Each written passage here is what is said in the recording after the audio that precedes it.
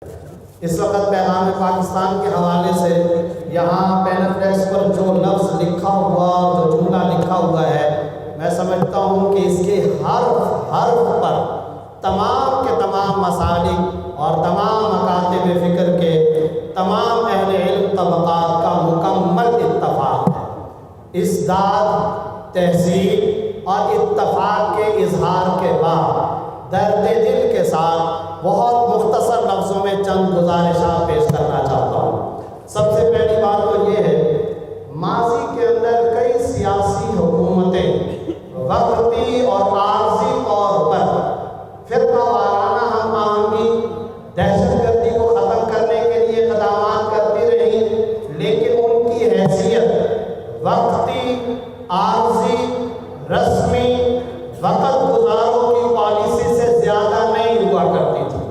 مختصر ترین مثال، ہر سال محرم سے پہلے قومی اخبارات میں ایک لسٹ چھپتی ہے، مختلف صوبوں میں ان علماء کے داخلے پر پابندی ہے۔ اس سال جو محرم گزرا اس کے اندر بھی وہ لسٹ چھپی، لیکن آپ حیران ہوں گے ہماری لوکل سیاسی حکومتوں کی عدم دلچسپی کا آپ اندازہ لگائیے۔ اس فہرست میں درجنوں ایسے علماء ہوتے ہیں جن کے انتقال کو بھی 15 سال گزر چکے، آج صبح سے میں ان کے داخلے پر پابندی۔ ہوتا کیا ہے، پرانی فہرستیں اٹھاؤ، پریس کے حوالے کرو، کوئی تحقیق نہیں۔ ذرا بتائیے اس طرح کے غیر سنجیدہ اقدامات سے ہم کیسے امن کی بحالی کریں گے؟ اگلی مختصر گزارش، اس وقت ملک میں اعتدال پسند طبقہ علماء چکی کے دو پارٹوں کے درمیان پس رہا ہے۔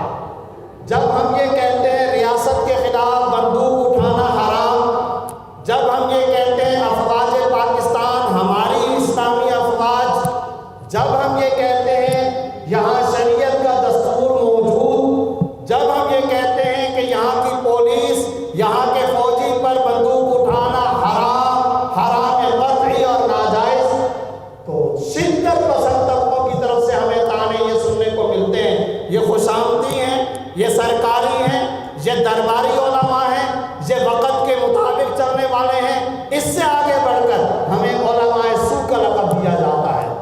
دوسری طرف صورتحال یہ ہے، پاکستان میں آئین کے مطابق بنا ہوا ادارہ اسلامی نظریاتی کونسل کی سفارشات پر جب ہم عمل کرنے کی حکومت وقت سے دہائیاں دیتے ہیں، اور جب ہم جائز احتجاج ریکارڈ کراتے ہیں، اور جب ہم کہتے ہیں فحاشی اور عریانی کو ختم کرو، سودی نظام کو ختم کرو، تو وہاں ہماری دہائی سننے والا کوئی نہیں۔ میں سمجھتا ہوں اس وقت پاکستان کے اندر مظلوم ترین طبقہ معتدل علماء کا وہ طبقہ ہے جو دو انتہاؤں کے درمیان، چکی کے دو پارٹوں کے درمیان میں پس رہا ہے۔ اس کا حل یہ ریاستی سطح پر ایسے معتدل علماء کی تحسین ہونی چاہیے اور ان کے اقدامات کو وزن دینا چاہیے، ان کے مطالبات پر مشاورت کرنی چاہیے۔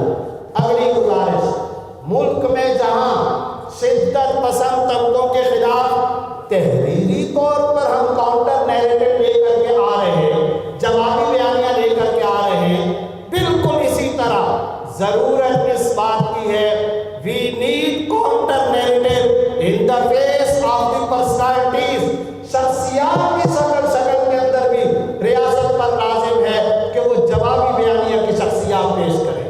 پچھلی میٹنگ میں کہا گیا ملا فضل اللہ نہیں چاہیے، ٹھیک ہے نہیں چاہیے، لیکن کہو، ریاست کہے نا کہ مفتی تقی عثمانی چاہیے، ریاست کہے مولانا طارق جمیل چاہیے، ریاست کہے شیعہ مکتب فکر سے یہ شخصیات چاہیے، دیوبندی سے یہ چاہیے، بریلوی سے یہ چاہیے۔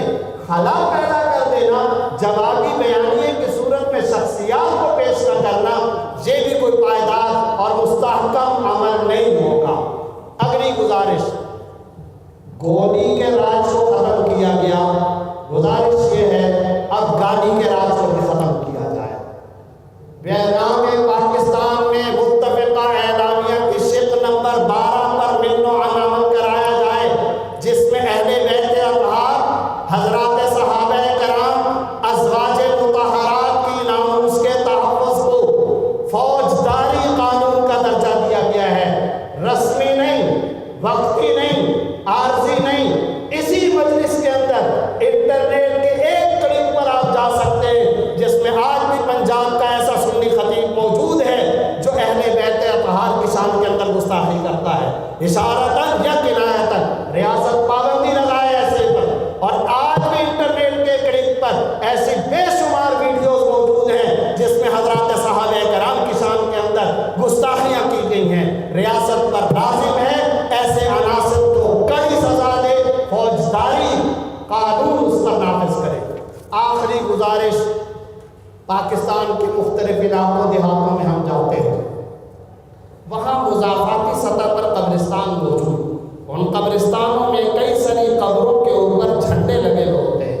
یہ علامت ہوتی ہے کہ یہ ہمارے محترم فوجی شہداء ہیں، یہ FC کے شہداء اہلکار ہیں، یہ پولیس کے شہداء اہلکار ہیں، ان کی قربانیوں کو تسلیم کرنا چاہیے۔ پرچی آ گئی، قربانیوں کو تسلیم کرنا چاہیے۔ جو فوجی شہید ہوئے وہ میرے فوجی ہیں۔ سائٹ کے اندر، ہمارے پڑوس کے اندر رمضان میں افطاری کرتے وقت شربت اور افطاری سامنے رکھیے، 4 پولیس اہلکاروں کو شہید کیا گیا، اس سے بڑا ظلم کیا ہو سکتا ہے؟ کیا وہ میرے بھائی نہیں ہیں؟ ایسے مضافاتی قبرستانوں میں قبروں پر وہ جھنڈے لگے ہوئے ہوتے ہیں، لیکن میں پوچھنا چاہتا ہوں، یہ مناسب فورم ہے، وہ کون سے دشمن عناصر ہیں جو کبھی پنجاب ٹیکسٹ بک بورڈ اور کبھی سندھ ٹیکسٹ بک بورڈ کے اندر میں میجر عزیز بھٹی کے کردار کو نکالتے ہیں، تعلیمی نصاب سے فوجی ہیروز کے کردار کو نکالتے ہیں، تعلیمی نصاب سے حضرت علی کی سیرت کو نکالتے ہیں، حضرت فاطمہ کی سیرت کو نکالتے ہیں، حضرت عمر کی سیرت کو نکالتے ہیں، حضرت ابوبکر کی سیرت کو نکالتے ہیں۔